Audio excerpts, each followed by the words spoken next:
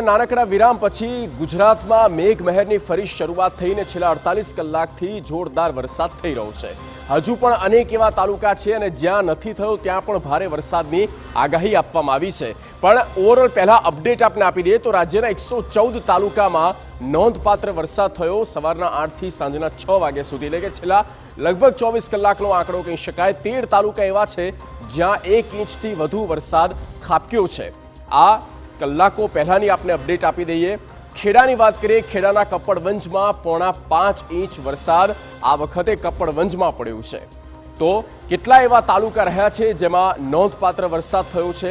114 તાલુકામાં સારામાં સારો વરસાદ પડ્યો। ભાવનગરની વાત કરીએ, ભાવનગરના તળાજા તાલુકામાં પણ 3 ઇંચ વરસાદ નોંધાયો છે। આ ઓફિશિયલ જે આંકડા આવી રહ્યા છે હવામાન વિભાગના, તે અમે આપને આ આંકડો અપડેટ સાથે આપી રહ્યા છે। સાબરકાંઠાના તલોદમાં પણ જાણે આભ ફાટ્યું હોય તેમ 3.25 ઇંચ વરસાદ તલોદ તાલુકામાં નોંધાયો છે। આમ તો આકાશી આફત ઘણી જગ્યા પર થઈ રહી છે, ક્યાંક કુદરતી મહેર છે તો ક્યાંક તકલીફો છે, બધું જ થઈ રહ્યું છે। અને તેવામાં છેલ્લા કલાકોમાં જ્યાં જ્યાં નોંધપાત્ર વરસાદ થયો તેનો આંકડો મેં આપને બતાવી રહ્યા છે। વડોદરાના શિનોરની વાત કરીએ, શિનોરમાં પણ 1.5 ઇંચ વરસાદ થઈ ગયો। મહીસાગર જિલ્લાના બાલાશિનોર તાલુકામાં 1.25 ઇંચ વરસાદ ત્યાં પણ નોંધાયો છે।